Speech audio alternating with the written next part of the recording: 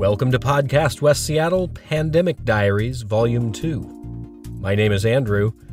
Each episode of Pandemic Diaries chronicles how our family is adjusting to the quarantine life. Alice, can you help brother pick up the dominoes? I can! And we also talk to a member of the community to get a different perspective on life during the pandemic. Today our guest is Sunshine Music Together's John Ackerman. But I don't really get nervous anymore, and this was just, I was terrified. This is Podcast West Seattle Pandemic Diaries. As of this recording, it has been 14 days since we started our quarantine. A weekday schedule of mixed learning and playtime has been established for the weekdays. Pick up dominoes. Somebody help! I mean, things have been going fairly well, and the kids are able to play together most of the time. Alice, can you help brother pick up the dominoes? I can! I'm a good helper. My parents are really helpful. Where are the horses? Where are Grandma's horses? Yeah! All right. You want to watch it again, or was that good? I want to watch it again. Thank you for the cha-cha-cha, cha-cha-cha-cha. Over the weekend, we tried to mix it up a little bit, make the weekend feel special, even now that every day is a stay-home Let day. me see. I think I can flip the camera. I'm sideways. Okay. On Saturday, we attended a Facebook live stream of Alice's Music Together class. Let's get that beat going, everybody. You ready? All right. Is everybody ready to sing? Our family has been in Music Together classes for several years, since Felix was a baby. We usually attend at the Fauntleroy Schoolhouse, but for the final two classes of this session, quarantine forced the class online.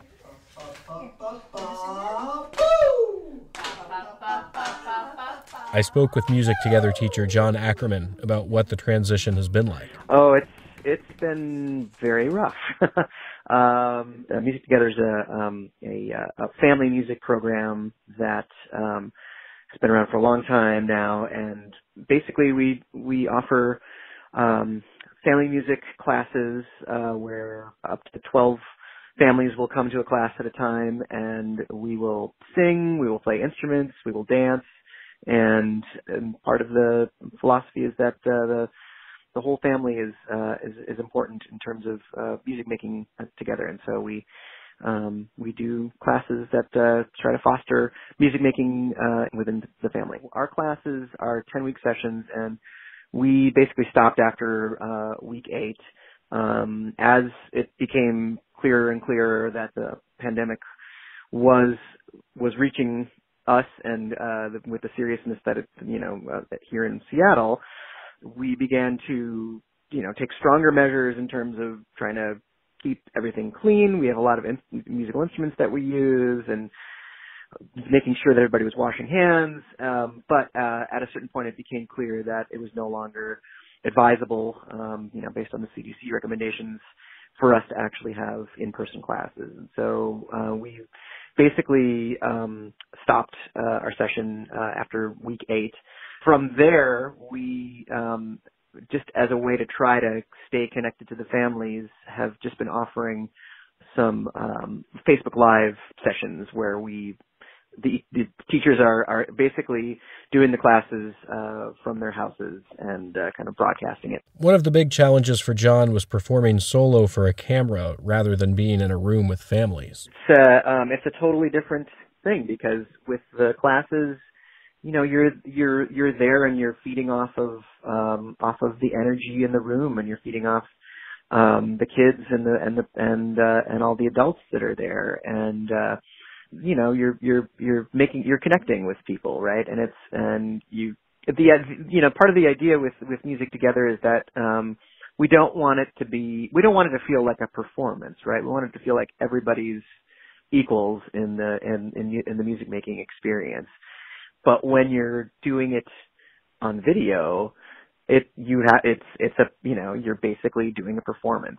And, you got no one else in the room, and you just got the camera in front of you, and it's like you're performing on stage a little bit, which is very, very different. I did my first live class last Saturday, and And it was nerve-wracking. I mean, I'm usually a little bit like excited before my classes, but I don't really get nervous anymore. And this was just, I was terrified. So it was a very, very different experience. Just as families and individuals all over are trying to highlight the positives of being quarantined, John also sees some good coming from having virtual music classes. The bright spot in it is really that part of the philosophy of Music Together is really that we don't want people just to come to the class once a week and then forget about it, right? We want to make it so that this music, so that people feel comfortable enough to just be able to make music in their homes, no matter how musical they feel like they are or aren't. And this kind of forces you to do that, right? Nobody can go anywhere right now. And so putting people in a little bit of an uncomfortable position to, that like, oh, I am my kid's best teacher right now. And